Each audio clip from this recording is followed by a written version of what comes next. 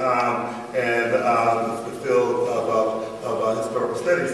One of the questions I would ask, basically, of course, is what is the timeline for the topic of the Black Power movement? Clearly, Peniel in his particular work is looking at the 20th century.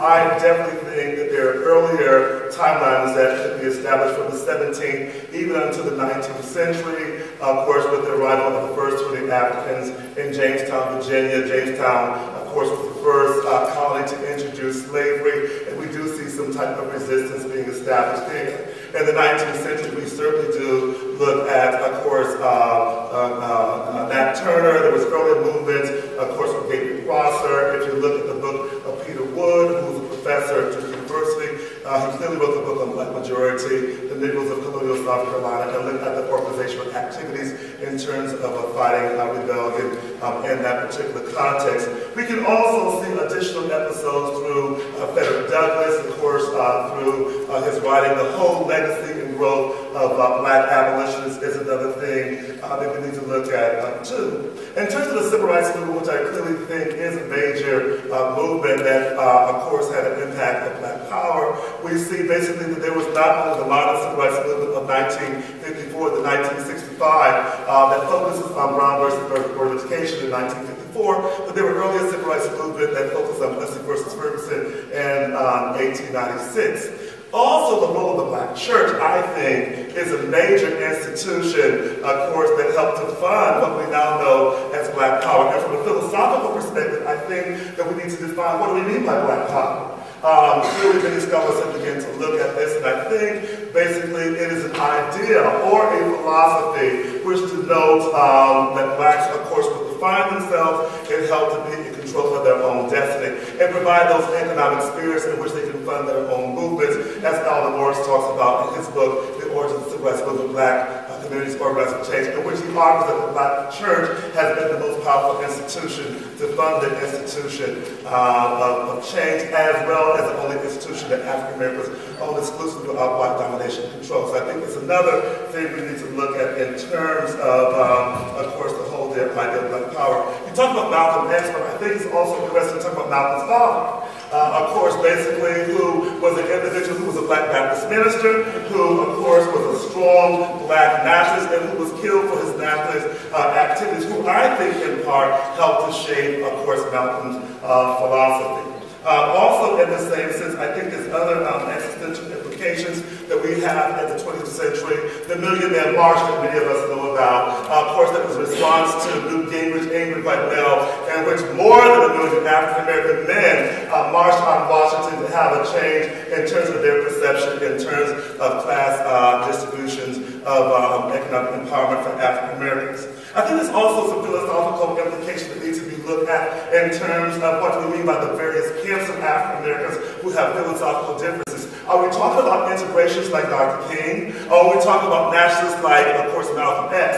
I think that Black nationalism is a collectivity and not one political sphere. I think Professor Walton Brown is absolutely correct when she begins to talk about the movements of Garvey and that type. I think it's also true about the Civil Rights Movement. And I think that basically King, as well as Malcolm X and Stokely Carmichael, and of course, Elevator et al., had a collective identity in terms of proposing different change from uplifting African Americans from their second-class status. Finally, I think that we're seeing the aftermath of Black nationalism and Black power in the United States, looking at the implications of the 2008 election, when we have what is perceived as the first legitimate not in terms of their validity, but legitimate in terms of the possibility of being elected, in terms of having a political party to back it, and that is in Barack Obama.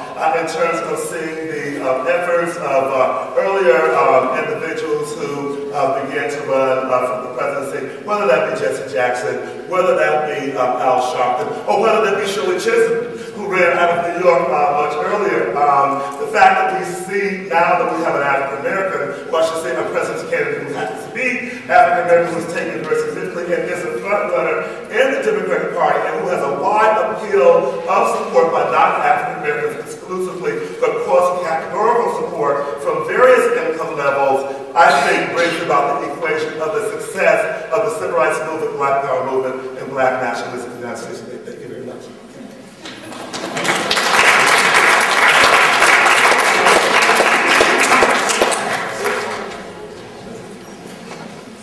I'm going to stand up here. I don't have quite the power of Dr. Best's voice. Both Dr. Best and our guest, Dr. Peniel Joseph, and also Dr. Walton Brown. Yes, but all three have introduced similar topics in terms of understanding the larger context of the civil rights movement and Black power, and all three have helped us to get a definition of Black power and the civil rights movement, and they've emphasized the overlap of those two things. Some of the comments that I make will be kind of connected to Central, and also some things that I remember personally. It was really earth-shattering to hear Stokely Carmichael use the term Black power. Millions of people were in fear because in those days, the very idea of Black attached to people of African descent was unthinkable. Most African Americans and many people who were Euro-Americans preferred to see invisibility, and so the term Negroes or colored. In New Britain, Connecticut, in 2008, I continue to hear African Americans call themselves by that name. Fear shot through their bodies to be identified as Black. So it was really radical in that context. When I think about Central, at one of the public gatherings like this, one of the administrators mentioned that in 1949, that period that Dr. Joseph mentioned as a formative period that would catalyze the 1950s. But at Central, he mentioned there was one student of African descent. One. When I look at this audience, everybody here is really part of the legacy of that Black Power movement.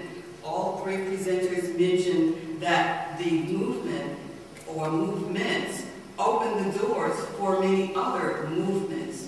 The inclusion of women, the inclusion of students, the grassroots. And so with those thoughts, I want to leave time for questions. Thank you all.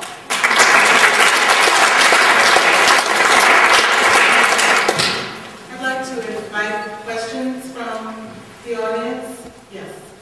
I was just wondering if the panelists could speak a little bit more on the role of Robert F. Williams in the Black Power movement, and maybe a little bit on the Assata Shakur case. That's it. In terms of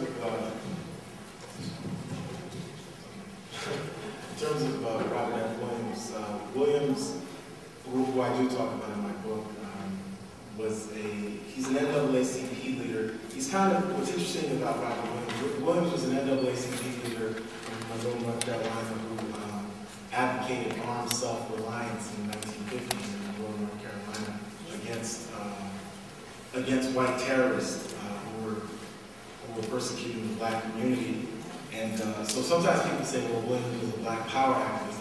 I think Williams probably has a foot in both in terms of he's a civil rights militant and he's kind of an early proponent of Black power.